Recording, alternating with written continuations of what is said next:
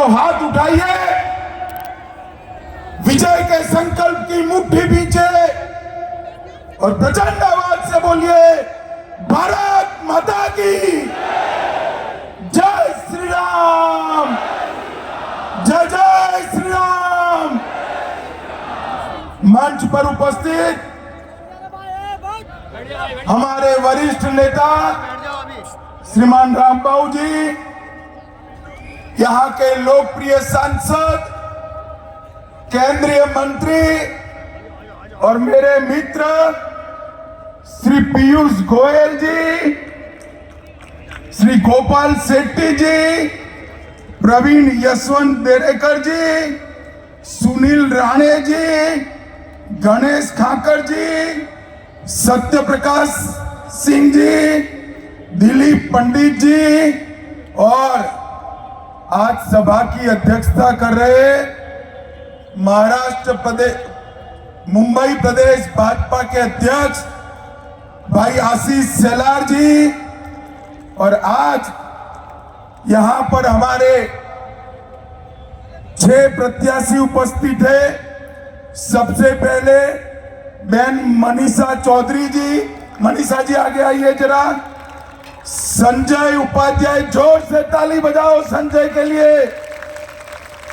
अतुल भातलकर जी, अतुल जी आगे आइए। योगेश सागर, विनोद शेलार, प्रकाश भाई सुरवे, प्रकाश आगे आओ भैया, जरा जोर से ताली बजाइए। उत्तरी मुंबई वालों, 6 के 6 को जिताना है। और आज इस विराट सभा में आए हुए प्यारे भाइयों बहनों माताओं और मेरे जिगर के टुकड़े जैसे युवा मित्रों, आप सभी को राम राम। बोरीवली वालों, मैं मुंबई आया हूं तब सबसे पहले भगवान सिद्धि विनायक के चरणों में मेरा प्रणाम करता हूं। आज देव दीपावली है, भगवान विठोबा का पुण्य स्मरण करता हूं। मां मुंबा देवी और महालक्ष्मी माता के चरणों में भी प्रणाम कर कर मेरी बात की शुरुआत करता हूं। ये महाराष्ट्र जिन्होंने पूरे देश के अंदर स्वराज का मंत्र देने का काम किया, वीर शिवाजी महाराज शिव छत्रपति की भूमि है। ये महाराष्ट्र ज्योतिबा फूले, भीमराव अंबेडकर जी और क्रांति ज्योति सावित्री फूले की भूमि है। ये महाराष्ट्र तिलक महाराज और वीर सावरकर की भूमि। ये महाराष्ट्र की पवित्र भूमि को मैं प्रणाम कर कर मेरी बात की शुरुआत करता हूं। उत्तर मुंबई वालों, मैं उत्तर मुंबई में आया उसके पहले पूरे महाराष्ट्र का दौरा कर कर आया हूं। मैं उत्तरी महाराष्ट्र में भी गया, पश्चिमी महाराष्ट्र में गया, विदर्भ गया, कोंकण गया, मुंबई भी आकर गया हूं। महाराष्ट्र विधानसभा का परिणाम बहुत स्पष्ट है। बोरीवली वालों, जानना है क्या? अरे जोर से बोलो, जानना है क्या? तो मेरी बात ढंग से याद कर लो। 23 तारीख को महाराष्ट्र में महायुति की सरकार बनने जा रही है और अघाड़ी का सुपड़ा साफ होने जा रहा है। भाइयों बहनों, ये 10 साल के अंदर नरेंद्र मोदी जी ने न केवल महाराष्ट्र, पूरे देश को समृद्ध और सुरक्षित करने का वादा। नरेंद्र मोदी जी की जो वादा होता है वो पत्थर पर की लकीर होता है। भारतीय जनता पार्टी का संकल्प पत्र ये पूरा होने के लिए होता है। भाइयों बहनों, मैंने महाराष्ट्र भाजपा का संकल्प पत्र घोषित किया, उसी दिन ये अघाड़ी का संकल्प पत्र कांग्रेस के अध्यक्ष खड़गे जी ने किया। कुछ दिन पहले ही खड़गे जी ने महाराष्ट्र वालों को नसीहत दी कि आप लोग संकल्प पत्र ऐसा बनाओ जो वादे पूरे हो, क्योंकि उन्होंने कर्नाटक में जो वादे किए वो पूरे नहीं हुए, हिमाचल में जो वादे किए पूरे नहीं हुए, तेलंगाना में जो वादे किए पूरे नहीं हुए। और खड़गे साहब, आपको आपकी पार्टी भी नहीं सुनती है। अघाड़ी ने जो वादे किए हैं वो भी महाराष्ट्र में पूरे नहीं करेगी। भाइयों और बहनों, भारतीय जनता पार्टी, उसके पहले भारतीय जनसंघ, इसने जो वादे किए एक एक एक एक कर हमने सब वादे पूरे किए। जब हम कहते थे जहां हुए बलिदान मुखर्जी वो कश्मीर हमारा मखौल उड़ाया जाता, धारा 370 कैसे हटेगी? 2/3 बहुमत चाहिए, कभी भाजपा का 2/3 बहुमत नहीं आएगा। 2019 में मुंबई वालों, आपने मोदी जी को दूसरी बार प्रधानमंत्री बनाया।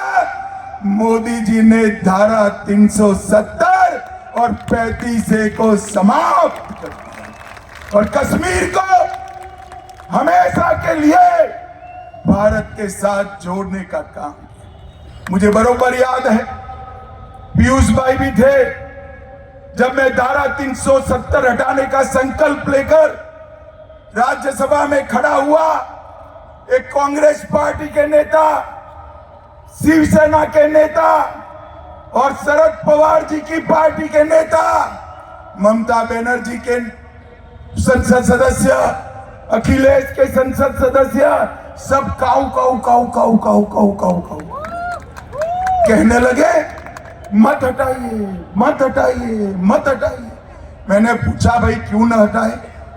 इन्होंने कहा धारा 370 हटेगी तो देश में खून की नदियां बह जाएगी। अरे राहुल बाबा, 6 साल हो गया, 6 साल, खून की नदियां छोड़ो, किसी की कंकड़ चलाने की हिम्मत नहीं है कंकड़ चलाने। नरेंद्र मोदी जी ने देश से आतंकवाद को उखाड़ कर फेंक दिया है। नरेंद्र मोदी जी ने देश को सुरक्षित किया है, नक्सलवाद को उखाड़ कर फेंक दिया है। और भाइयों बहनों, अभी अभी कांग्रेस पार्टी ने कश्मीर की विधानसभा में प्रस्ताव पारित किया है कि हम धारा 370 वापिस लाएंगे। बोरीवली वालों, मैं कहकर जाता हूं, कान खोलकर सुन लो, ये राहुल बाबा क्या, इनकी चौथी पीढ़ी भी आएगी, धारा 370 वापिस नहीं। भाइयों बहनों, पूरा देश मानता है कि कश्मीर भारत का अभिन्न अंग है। अभी अभी सुशील शिंदे जी ने कहा कि मैं गृह मंत्री था, कश्मीर जाते हुए डर लगता था। शिंदे साहब, कोई बात नहीं, आप गृह मंत्री थे, आपको डर लगता था। मैं अभी बताता हूं, पोते पोतियों को लेकर चले जाओ, आपका बाल भी बांका नहीं होगा। और बोरीवली वालों, आप भी कहीं और वैकेशन मत करना, कश्मीर जाकर शिकारे में घूम कर आना और मोदी जी को याद करना। भाइयों बहनों, हमने सालों से कहा था कि हम राम जन्मभूमि पर मंदिर बनाएं। राहुल बाबा, 19 के चुनाव में मैं पार्टी का अध्यक्ष था, हर जगह हमें कहते थे मंदिर वही बनाएंगे, तिथि नहीं बनाएंगे। मेरा मखौल उड़ा। और भाइयों बहनों, राम की कृपा देखिए, 19 में आपने मोदी जी को फिर से प्रधानमंत्री बनाया और मोदी जी ने 5 ही साल में केस भी जीता, भूमि पूजन भी किया, निर्माण भी किया और प्राण प्रतिष्ठा कर कर जय श्री राम कर दिया। और भाइयों बहनों, 550 साल के बाद 550 साल के बाद आज रामलल्ला ने पहली बार अपनी दीपावली अपने भव्य मंदिर में बनाने का काम किया है। सिर्फ राम मंदिर नहीं, औरंगजेब ने तोड़ा हुआ काशी विश्वनाथ का कॉरिडोर हमने बनाया। और भाइयों बहनों, तैयार रहना, सोमनाथ का मंदिर भी फिर से सोने का बन रहा है, सोने का बन रहा है। ये नरेंद्र मोदी सरकार है, ये भाजपा की सरकार है, जो कहती है वो करती है। हमने कहा था 19 में कि अगर भाजपा की सरकार आई तो बांग्लादेश, पाकिस्तान, अफगानिस्तान, वहां से आए हुए शरणार्थी हिंदू, बौद्ध, सिख, उनको हम नागरिकता, हम सीए लेकर आए। इन लोगों ने विरोध किया, मगर आज सीए कानून बन भी गया और सालों के बाद हिंदुओं को नागरिकता देने का काम। भाइयों बहनों, मुझे जरा जोर से बताना, उरीली वालों, ट्रिपल तलाक हटाना चाहिए था या नहीं हटाना चाहिए? अरे जोर से बोलो, हटाना चाहिए था या नहीं हटाना चाहिए था? ये राहुल बाबा विरोध करते रह गए, मोदी जी ने धड़ाम से ट्रिपल तलाक को समाप्त कर दिया, समाप्त। और भाइयों बहनों, अभी कर्नाटक के वक्फ बोर्ड ने गांव के गांव किसानों की भूमि 100 साल 300 साल पुराने मंदिर, लोगों के घर वक्फ की संपत्ति में ट्रांसफर कर दी। कोई रोकने वाला नहीं। मगर आप चिंता मत करो, यहां ऐसा नहीं होगा। मोदी जी वक्फ बोर्ड के कानून को उसके अंदर सुधार लेकर आए। मुझे बताओ, बदलना चाहिए या नहीं बदलना चाहिए वक्फ का कानून? जोर से बोलो, बदलना चाहिए या नहीं बदलना चाहिए? ये विरोध कर रहे हैं गाड़ी वाले, पवार साहब, कान खोलकर सुन लो, जितना दम है विरोध कर लो। वक्फ का कानून संसद में पारित होने वाला है, पारित। और भाइयों बहनों, उनकी तुष्टीकरण की नीति की इंतहा देखिए, उसकी सीमा देखिए। कुछ उलेमा मिलने गए महाराष्ट्र के कांग्रेस प्रदेश के अध्यक्ष को, और उन्होंने कहा मौलानाओं को 15,000 रुपया तनख्वाह देनी चाहिए, मुसलमानों को 10% आरक्षण देना चाहिए, और दंगा फैलाने वालों को जेल से रिहा करना चाहिए। भाइयों बहनों, आप सहमत हो क्या? जोर से बोलो, सहमत हो क्या? और जोर से पीछे बोलो, सहमत हो क्या? अरे चिंता मत करो, चाबी आपके हाथ में है, गाड़ी को हरा दो, न बचेगा बांस, न बचेगी बांसुरी। अगर ये सब रोकना है तो एक ही रास्ता है, मोदी जी के नेतृत्व में, मोदी जी के नेतृत्व में, यहां पर मोदी जी के नेतृत्व में महायुति की सरकार बनाने का ही रास्ता है। भाइयों बहनों, मैं जब यहां आया हूं तब आपको कहना चाहता हूं, इतने सालों से मराठी को शास्त्रीय भाषा का, क्लासिकल लैंग्वेज का स्टेटस देने के लिए मांग थी। मैं शरद पवार जी का हिसाब किताब मांगता हूं। 10 साल केंद्र में मंत्री रहे, कई साल मुख्यमंत्री रहे। शरद राव आपने क्या करा? खैर, उन्होंने तो नहीं किया। हमारे मोदी जी ने मराठी को क्लासिकल लैंग्वेज बनाकर महाराष्ट्र का सम्मान करने का काम किया। और मुंबई वालों, मैं बताने आया, आज मोदी जी के 10 साल के शासन के बाद मैं भी मुंबई बहुत आता जाता हूं। मेरा तो जन्म भी मुंबई में हुआ है। 10 साल पहले एक सवाल होता था, मुंबई 10 साल के बाद कैसे चलेगी? होता था या नहीं होता था? बताओ भाई। ट्रैफिक के प्रॉब्लम थे या नहीं थे? ट्रेन के प्रॉब्लम थे या नहीं थे? घंटों घंटों तक मुंबई से यहाँ आने में देर लगती थी या नहीं लगती थी? आज देखिए 18,600 करोड़ रुपए से 22 किलोमीटर लंबा trans harbour link Atal Setu Modi ji ने पूरा कर दिया। मुंबई वालों, मुंबई अहमदाबाद बुलेट ट्रेन लगभग कुछ ही साल में ये बुलेट ट्रेन भारत की हाई स्पीड ट्रेन शुरू हो जाएगी और 14,000 करोड़ का मुंबई कोस्टल रोड 87% काम हो गया है। 2 साल में कोस्टल रोड भी आप लोगों के लिए चालू हो जाएगा। मेट्रो चालू हो गई, फेज 1 का लोकार्पण हुआ, फेज 2 चल रहा है और समृद्धि महामार्ग 60,000 करोड़ से 701 किलोमीटर 11 जिले, यहां से नागपुर तक 8 घंटे का समय बचाने का काम इस समृद्धि मार्ग। मैं उद्धव ठाकरे जी को कहता हूं, आपको अगर नागपुर जाना है, विमान में बैठते हुए डर लगता है, तो अब ये समृद्धि मार्ग के माध्यम से चले जाना, जल्दी से नागपुर पहुंच जाओ। भाइयों बहनों, इसके साथ साथ नवी मुंबई अंतरराष्ट्रीय हवाई अड्डा लगभग पूर्ति के कगार पर है और 2 करोड़ यात्रियों को, 8 लाख मैट्रिक टन कार्गो को ये हवाई अड्डा हैंडल करेगा और मुंबई की आर्थिक गतिविधियां 10 गुना बढ़ जाएगी। मुंबई वालों, 10 गुना बढ़ जाएगी।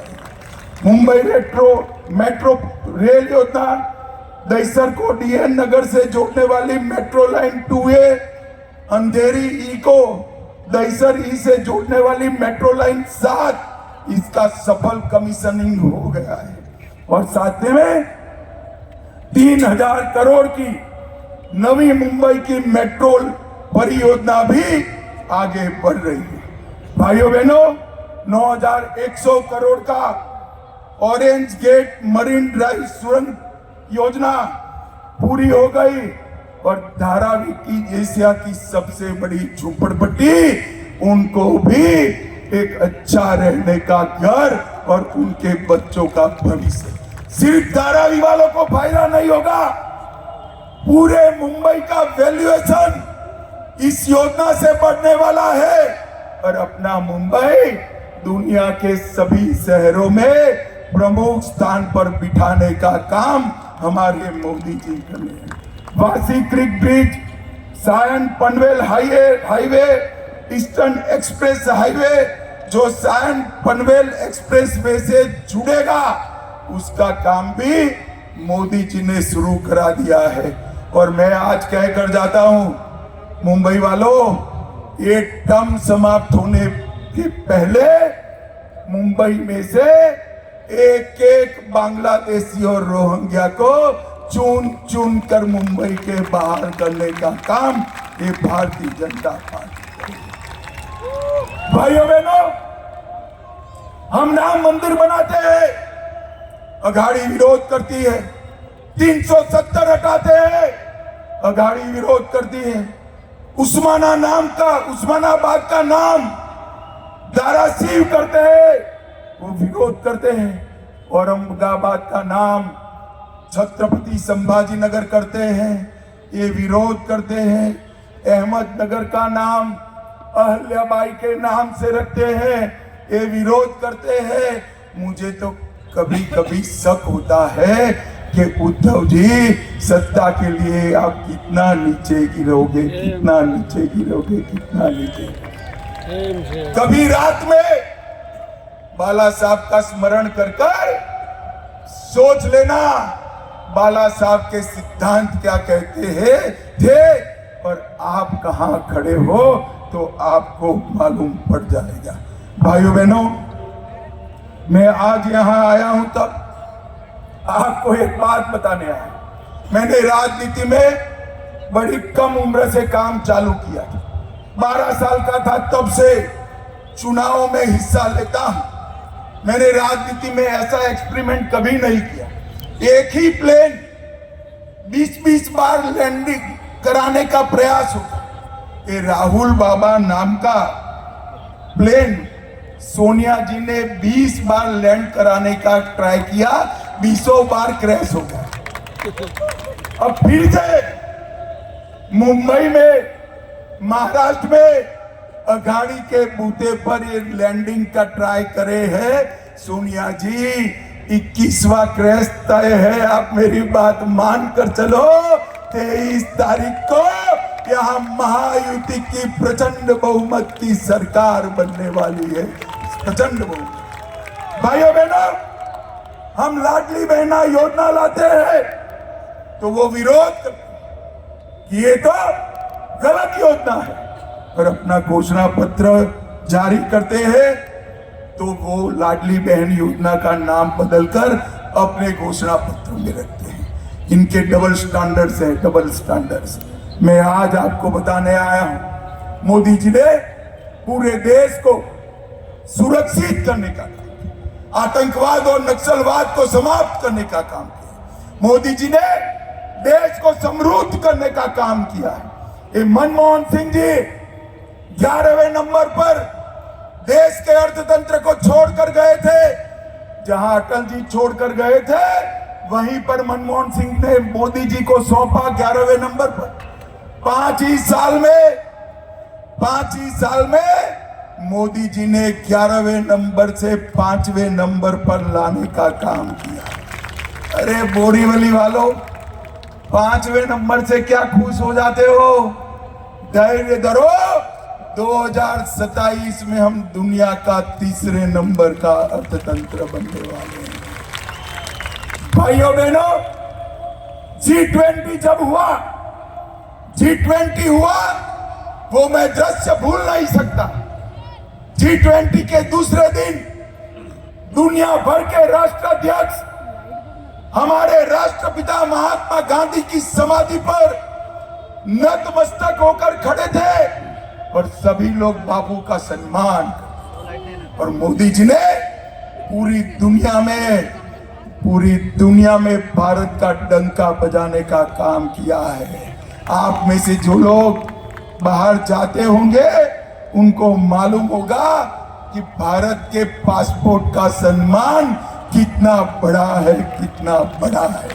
भाइयों बहनों, ये विकास विकास विकास की बात करते हैं, ये झूठ के सरदार गुमराह करते हैं देश को। मैं आज राहुल गांधी और शरद पवार जी को पूछने आया हूं, 10 साल तक सोनिया मनमोहन की सरकार चली, यूपीए की सरकार चली। 10 साल में आपने महाराष्ट्र को कितना रुपया दिया? जरा हिसाब किताब दीजिए। नहीं देते। मगर भाई मैं तो बनिए का बेटा हूं, हिसाब लेकर आया हूं। सुनना है बोरीवली वालों, सुनना है? इन्होंने 10 साल में महाराष्ट्र को सिर्फ 1,91,000 करोड़ दिया। कितना दिया? 1,91,000 करोड़। जोर से बोलो, कितना? मोदी जी ने 4 से 14 में 1,91,000 करोड़ और मोदी जी ने 14 से 24 में 10,15,890 करोड़ रुपया देने का था। महाराष्ट्र का विकास नरेंद्र मोदी के शासन में। शरद राव, आपका जब शासन था तो आप कोरी राजनीति करते रहे, कोरी। और भाइयों बहनों, अभी पीयूष भाई ने बताया, ये वडवान का पोर्ट एशिया का सबसे बड़ा पोर्ट 70,000 करोड़ रुपए की लागत से महाराष्ट्र में बनने जा रहा है, जो महाराष्ट्र की आर्थिक गतिविधियों को अनेक गुना बढ़ाने का काम करेंगे।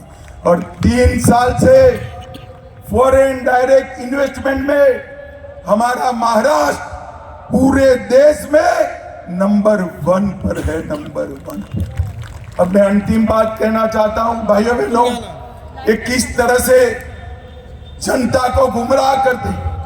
अभी अभी कुछ दिन पहले राहुल बाबा महाराष्ट्र में आए, एक सभा में उन्होंने संविधान लहराया। अब लहराने को तो लहरा दिया, संविधान पर लेक्चर भी झाड़ा, मगर जब संविधान बटा और कुछ पत्रकार मित्रों ने संविधान को खोला, अंदर एक भी शब्द लिखा नहीं था। फर्जी संविधान उन्होंने जनता में बांटा। इस तरह की गुमराह करने की राजनीति। राहुल बाबा शर्म करो, शर्म करो। संविधान विश्वास का सवाल होता है, संविधान श्रद्धा का सवाल होता है। आपकी ओछी राजनीति के लिए संविधान का आप उपयोग करते हो। आपको जरा भी शर्म है तो चुल्लू भर पानी में आपको डूब जाना चाहिए, डूब जाना चाहिए। भाइयों बहनों, ये अघाड़ी, ये राहुल गांधी, शरद पवार और उद्धव ठाकरे महाराष्ट्र का विकास नहीं कर सकते। कोरोना में हमने देख लिया किस तरह से सरकार चला। विठोबा के चरण छूने में भी डर लगता था, घर से वीडियो कॉन्फ्रेंस करते थे, कहीं राउंड नहीं लेते थे। इस तरह से सरकार नहीं चलती है। आज एकनाथ शिंदे, हमारे देवेंद्र फडणवीस जी और अजीत दादा गांव गांव, घर घर, गली गली, शहर शहर घूमकर महाराष्ट्र के विकास को गति दे रहे हैं। और ऊपर नरेंद्र मोदी जी। भाइयों बहनों, मैं आज आपको कहकर जाता हूं, एक 5 साल महायुति को दे दीजिए, मोदी जी का हाथ मजबूत कर दीजिए। न केवल महाराष्ट्र, पूरा भारत मोदी जी के हाथों में सुरक्षित और समृद्ध बनेगा। मुझे बताओ बोरीवली वालों, हमारी 6 के 6 सीट उत्तर मुंबई संसदीय क्षेत्र की भारतीय जनता पार्टी को जिताओगे क्या? अरे जोर से बोलो, जिताओगे?